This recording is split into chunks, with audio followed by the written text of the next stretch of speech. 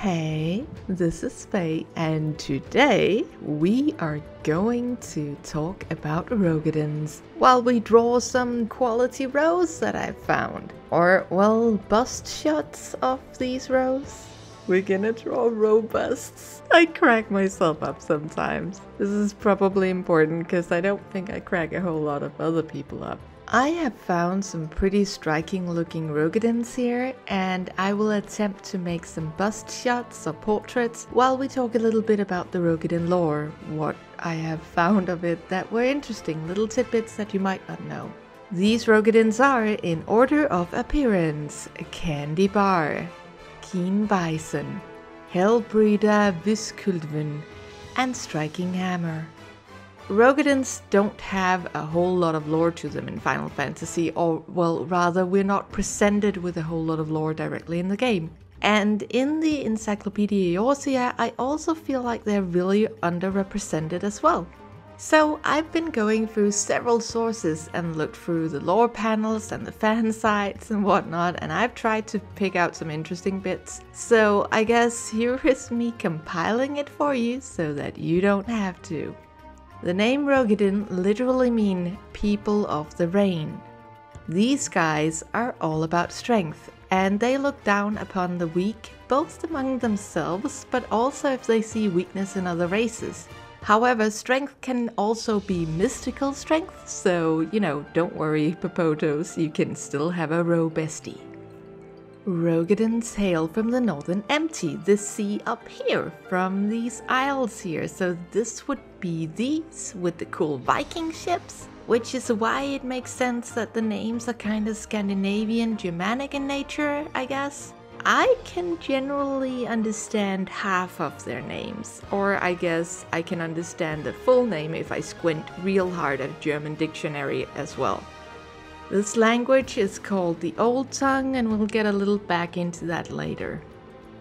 They come from this land, this island called Erstland, the first land, probably Erstland, and it is only here in the home of the original Roegadyns and in the home of the Hellsguard in the Abellathia Spine that people actually speak the Old Tongue. At least the dev team have confirmed that it is a very long time since the Sea Wolves ever used the language outside of just naming conventions in the rest of Eorzea. All of the places they seem to have adapted to whatever language is being spoken, so in Eorzea this is the common tongue. There are two different types of Roegadyns that you can play, though the game has more tribes than just that, but the two playable Roegadyns are the Sea Wolves, and they are largely from Vilbrand and Limsa, and the Roegadyn, also known as the Hellsguard, and they are from the Abellathia Spine, and later from Gurabania and Thanalan. One of them are these pale and green colored versions, and the other are described as having skin the color of molten rock. And these are slightly bigger and more muscular in build than the other one. And they have what I have heard described as the nose ash. This thing right here under the nose. Considering that Ophardian Roegadyns don't have this bear-like nose and have hue-like colors, as well as color variations that both the Hellsguard and the Sea Wolves have, I think that nose ash is a pretty good name for it because it is likely related to the volcanic nature of the Hellsguard home. Now, I haven't been able to find an absolute confirmation of the fact that this is called the nose ash or indeed is ash from volcanoes, but it does make sense that it could be. It also would make sense that this is a kind of cultural thing, as you see Hellsguards who do have roots in Abellathia Spine but may not have even been born or grown up there still have it, and a person like Curious Gorge, who absolutely is a Hellsguard, who does not wear it. So it is suggested on some Roegadyn fan sites that this could be a ritualistic practice to show some sort of pride in your nation, and that Roegadyns who don't have access to the actual ash may just substitute this with paint. Because the Hellsguards are very proud of where they come from, and they split off from the sea wolves a long time ago and went to the mainland, where they made a home in the Appalachia Spine at the volcanoes of the peaks. And they do feel like they are guarding the gates to hell. This is a story that is circulated amongst themselves, that they are standing guards on the gates to hell. How long ago was this? I have no clue, but we can assume that it is a long while back, maybe even before the beginning of the 6th astral era, not just because of the biological differences, but also because we know that the sea wolves arrived at Vilbrand and founded Limsa in 875, and the lore book describes that the Hellsguard settled in the Far Reach many years prior to this. Yes. Thank you for being so specific, Lorebook Kun, that is real helpful. The Hellsguard partakes in ascetic firewalking and lots of fire-revolving rituals. They have a really big affinity for the element of fire, and they have produced a great many mages and warriors that are very powerful. Because of the limited resources of this inhospitable home of theirs, the Hellsguard have this tradition that only the firstborn is allowed to stay home. The second to thirdborn, or even more, are expected to find their fortune and life away from their native home. Hence why there is such a number of sellswords and mages or smiths for those who aren't really violently dispositioned. And these travel around the rest of Eorzea and are pretty popular because of their physical prowess and their talents. Those who are allowed to stay behind are supposed to take over for the father's and mother's role of keeping vigil over the gate to hell. My limited math skills are telling me that this practice is problematic, because if there's only one kid per 2 parents per generation, they have this covered, right? Right, moving on. Because of their frequent interaction with other races of Eorzea, because they are so often sellswords and so often merchants and smiths and mages for other races, they have gone away from using names in the old tongue simply because people couldn't pronounce it, and have translated their names. This is why you have names like Keen Bison and Striking Hammer and Crimson Dawn and people like that. Female names often take from flora, willow, lily, rose, and male names often take from nature, mountain, thunder, sea, bear. Speaking of bears, Hellsguards ride bears, and Warbear Mount says that you either wrestle this one to the ground or you die trying. Speaking of riding, did you know that halberds were invented by Hellsguards to yank riders off their mounts? I didn't either. Alright, so that is a lot of time I've dedicated in this video for a relatively small proportion of Roegadyns, but they are the most fleshed out. But let's talk a little bit about the sea wolves. The sea wolves are the closest to the original Roegadyns, and they came to Eorzea because they were on the run. They arrived in Eorzea in 875 on a big ship, the Roegadyn, and they'd set off from Ersland a year prior, fleeing from the tyranny of their homeland, and after they had failed an attempt at a coup d'etat. It is really funny how government generally doesn't take kindly when people try to usurp them. But they fled, they had a whole ship full of refugees with them, and they founded Limsa.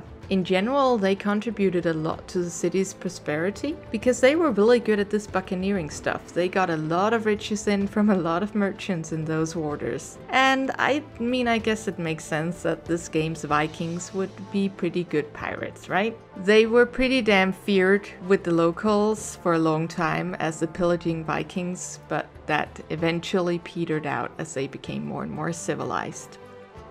Aside of being fearsome pirates, and there are quite a few fearsome named ones throughout the Limsa history, the sea wolves are also known for their fearsome names. Like, what even is this? What even this? I put a link to a site with all the known Roegadyn words in the description if you feel like making a name. And here is the recipe you need to make one.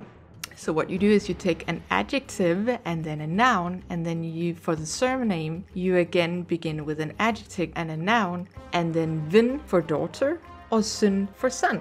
So for instance, help means half, bryda means bride, vis means wise, skuld means shield, and vin means daughter. So half bride, wise, shield, daughter. What a name. While we are on the topic of weird names, one of the most prominent Roegadyns in history, who the player has a lot that they owe to, is Njernkreftsyn, literally nine claw son. He was an astrologian, and he foresaw the flood of the sixth umbral calamity, while this technically had zero to do with him because he was all the way up there. He decided that he couldn't just sit idly by.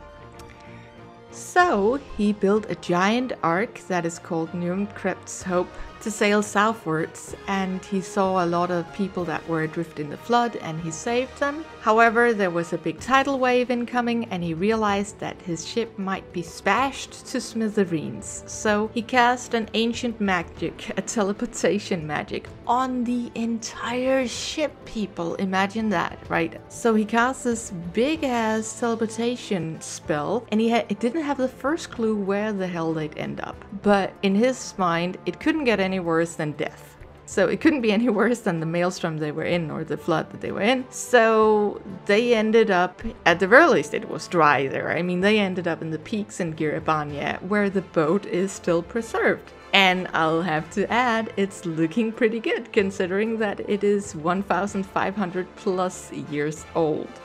Some of the people stayed in Giribania. A lot of them went with him westwards, where they built a new boat and they sailed back into the northern empty, finding a new island and founding Sharlayan.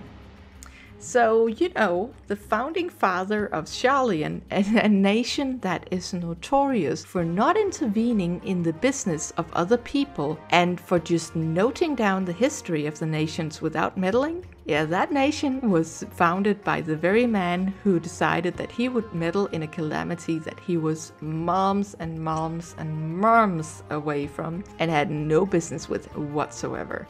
Maybe Louis Suam might have been a little bit inspired by this guy. Unsurprisingly, seawolves favor fish and other fruits of the sea, and Hellsguard are frugal people that can make do with next to nothing. The Hellsguards are known to eat things like smoked raptors, so I'm guessing that they just need some meat of some sort and then they're good. Both clans love clothes that underline how big their arms are, and the Roegadyns' starting gear is deliberately made to show off and enhance the size of the arms, because it's all about those guns, yo. That sounded way more lame than it did in my mind, and it looked on the script. Roegadyns are about 40% of the Limsan population and about 10% of the Ul'dan and Alamecan population of Seawolves and Hellsguards respectively. So while not very represented in the lore, there are plenty of them around here and there, and we see a lot of them in our story as well. And I think personally that they need to be shown a little more love. Anyways, I think this is about all that we can manage if this video is not about to become super long. So I hope that you enjoyed this. I hope that you learned a little bit more about Roegadyns and why they are awesome. Thank you guys that I've borrowed the Roegadyns off. I hope that you like your portraits or your robusts. I can still not get over that joke. I'm so tickled by it. I think I'm the only one, but that's okay. That's okay.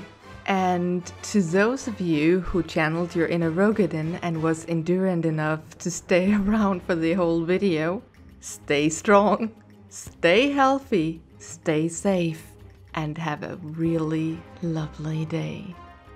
Bye!